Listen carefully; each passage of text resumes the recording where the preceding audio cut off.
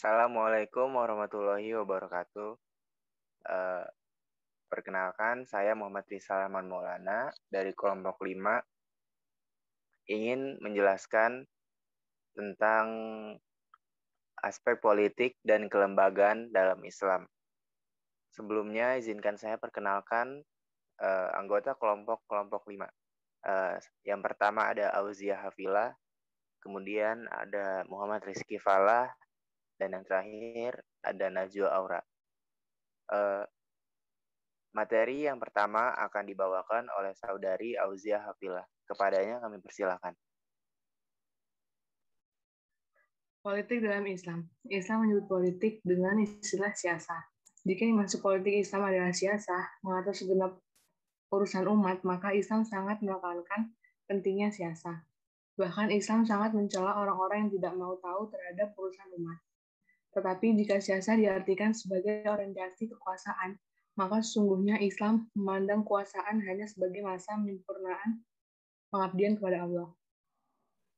Sebagian orang seringkali menilai istilah politik dalam Islam diartikan sebagai politik menurut perspektif Islam. Hal ini sebagai bentuk kewajaran karena dalam dunia nyata kita selalu disuguhkan praktik politik yang kurang atau sama sekali menyimpang dari ajaran Islam. Varian interpretasi agama. Munculnya varian Islam dengan cara politik yang amat kuat pada dasarnya didorong oleh kelemahan dan bahkan keterpurukan politik umat Islam saat ini. Karena kondisi demikian ini, politik kemudian menjadi salah satu tugas penting umat Islam untuk bisa bangkit dari kemunduran agar terhindar dari komoditas politik pragmatis. Orientasi politik dalam Islam. Orientasi utama politik Islam terkait dengan masalah kekuasaan yang tegaknya hukum-hukum Allah di muka bumi. Hal ini menunjukkan bahwa kekuasaan tertinggi ialah kekuasaan Allah, sementara manusia pada dasarnya sama sekali tidak memiliki kekuasaan. Bahkan Islam menentang adanya penguasaan absolut seorang manusia atas manusia yang lain. Materi selanjutnya akan disampaikan oleh Muhammad Rizal Maulana. Pendidikan dalam Islam. Pendidikan dalam Islam merupakan pendidikan yang berkesadaran dan bertujuan. Allah telah menyusun landasan pendidikan yang jelas bagi seluruh manusia melalui syariat Islam. Konsep pendidikan dalam Islam. Yang pertama, pendidikan merupakan kegiatan yang harus memiliki tujuan, sasaran, dan target yang jelas. Pendidik yang sejati dan mutlak adalah Allah. Yang kedua, pendidikan menuntut terwujudnya program berjenjang melalui peningkatan kegiatan pendidikan dan pengajaran selaras dengan perkembangan anak. Dan yang terakhir, peran seorang pendidik harus sesuai dengan tujuan Allah Subhanahu wa taala menciptakannya. Tujuan pendidikan dalam Islam pendidikan dalam Islam merupakan pendidikan yang berkesadaran dan bertujuan. Allah telah menyusun landasan pendidikan yang jelas bagi seluruh manusia melalui syariat Islam. Tujuan pendidikan Islam adalah merealisasikan penghambaan kepada Allah dalam kehidupan manusia, baik secara individual maupun secara sosial. Media pendidikan dalam Islam. Yang pertama itu ada masjid, kemudian yang kedua ada rumah, dan yang terakhir itu ada sekolah. Nah, di sekolah ini terdapat fungsi fundamental pendidikan, yaitu yang pertama fungsi penyederhanaan dan penyimpulan, yang kedua fungsi penyucian dan pembersihan, yang ketiga memperluas wawasan pengalaman anak didik melalui transfer tradisi, yang keempat mewujudkan keterikatan, integrasi, homogenitas, dan keharmonisan antar siswa, dan yang kelima itu penataan dan validasi sarana pendidikan, serta yang terakhir penyempurna tugas keluarga dalam pendidikan. Metode pendidikan Islam. Metode yang dianggap paling penting dan paling menonjol adalah yang pertama, ada metode dialog Quran dan Nabawi. Kedua, mendidik melalui kisah-kisah Qurani dan Nabawi. Ketiga, mendidik melalui perumpamaan Qurani dan Nabawi. Keempat, mendidik melalui keteladanan. Kelima, mendidik melalui aplikasi dan pengamalan. Keenam, mendidik melalui ibrah dan nasihat. Dan yang terakhir, mendidik melalui targhib dan tarhib. Selanjutnya akan dijelaskan oleh Saudara Muhammad Rizky Falah.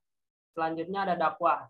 Pengertian dakwah. Menurut bahasa, dakwah berasal dari kata da'a yang artinya memanggil, mengundang, ajakan, imbauan, dan hidangan. Dakwah juga bisa diartikan sebagai seruan atau ajakan. Dalam Al-Quran, kata dakwah ini memiliki makna hampir sama dengan tabligh, nasihat, tarbiyah, tafsir, dan tanzir. Namun, kata-kata tersebut memiliki makna dan penggunaan yang berbeda. Metode dakwah. Yang pertama ada al-hikmah, yakni menyampaikan dakwah dengan cara yang arif dan bijaksana. Al-hikmah adalah penuntut sukses atau tidaknya seseorang dai dalam berdakwah. Bagaimana seorang dai memahami mad'u atau orang yang didakwah yang beraneka ragam latar belakang, pendidikan, dan strata sosial. Yang kedua ada al-mau'izatil hasanah. Al-mau'izatil hasanah dapat diartikan sebagai ungkapan yang mengandung unsur bimbingan, pendidikan, pengajaran, kisah-kisah, berita gembira, peringatan, pesan-pesan positif yang dapat dijadikan pedoman dalam kehidupan agar selamat dunia dan akhirat. Yang ketiga ada al-mujadalah bi'al-lati hiya ahsan. Berasal dari kata jadalah yang berarti memintai, melilit. Sedangkan secara istilah, al-mujadalah adalah upaya tukar pendapat yang dilakukan oleh dua belah pihak secara sinergis. Terus selanjutnya ada tujuan dakwah. Yang pertama adalah mengubah paradigma berpikir seseorang tentang arti penting dan tujuan hidup sesungguhnya. Yang kedua ada menginternalisasikan ajaran Islam dalam kehidupan seorang muslim, sehingga menjadi kekuatan batin yang dapat menggerakkan seseorang dalam melaksanakan ajaran Islam. Yang ketiga adalah wujud dari internalisasi ajaran Islam tersebut adalah seorang muslim memiliki keinginan untuk mengaplikasikan ajaran Islam dalam kehidupan sehari-hari. Yang terakhir ada fungsi dakwah. Yang pertama, mengesankan Tuhan pencipta alam semesta. Kedua, mengubah perilaku manusia. Yang ketiga, menegakkan kebaikan dan mencegah kemungkaran. Selanjutnya akan dijelaskan oleh Najwa Aura.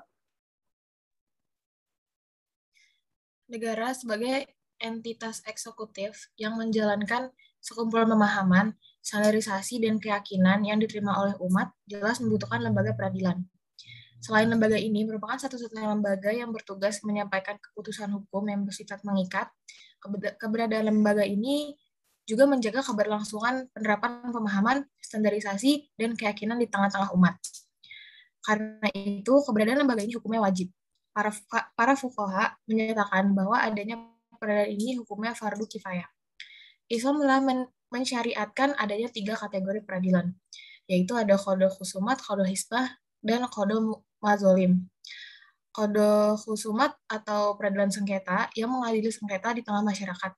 Di sana ada pihak penuntut yang menuntut haknya dan terdakwa sebagai pihak yang dituntut. Peradilan ini membutuhkan mahkamah atau ruang sidang. Yang kedua ada qadha hisbah yang mengadili pelanggaran hukum syara di luar mahkamah. Bukan karena tuntutan pihak penuntut, tetapi semata-mata karena pelanggaran seperti melanggar rambu lalu lintas, parkir di jalan raya, penimbunan harta, dan segala macam. Yang ketiga ada qadha mazolim yang mengadili sengketa rakyat dengan negara dan atau penyimpanan negara terhadap konstitusi dan hukum. Ketiga kategori peradilan ini masing-masing mempunyai hakim. Seluruh lembaga ini kemudian dipimpin oleh seorang ketua hakim yang lazim disebut qadhi al-qudat. Jabatan ketua hakim ini pertama kali dibentuk oleh Khalifah Harun Ar-Rasyid yang diserahkan kepada qadhi al-qudat Abu Yusuf.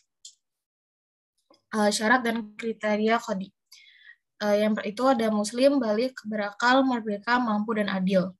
Dan qadhi itu tidak boleh dijabat oleh perempuan. Untuk qadhi mazolim harus mujtahid. Selain itu, ada kriteria umum yang harus dimiliki oleh semua hakim, seperti tegas tetap tidak kasar, lembut tetap tidak lemah, cerdas, sadar, tidak lengah, dan tertipu ketika memutuskan, bersih hatinya, wara, bijak, jauh dari sikap tamak, baik terhadap materi maupun jabatan. Lalu ada mekanisme peradilan Islam. Yang pertama ada prosedur. Keputusan hukum atas dua pihak yang pengadilan. Sementara untuk tindakan kriminal yang masuk dalam kategori hisbah dan mukhalafat, keputusan pengadilan tidak harus dilakukan di dalam pengadilan, namun dapat dilakukan di mana saja dan kapan saja saat kejadian perkara. Yang kedua ada alat bukti. Untuk membuktikan benar atau tidaknya dakwaan, mendakwa terhadap terdakwa, maka proses pembuktian merupakan perkara yang amat menentukan. Oleh karena itu, Islam menetapkan jenis pembuktian yang diakui legalitasnya, yaitu pengakuan pelaku, sumpah terdakwa, dan saksi dan dokumen tertulis. Ketiga, ada pentingnya ketakwaan personal.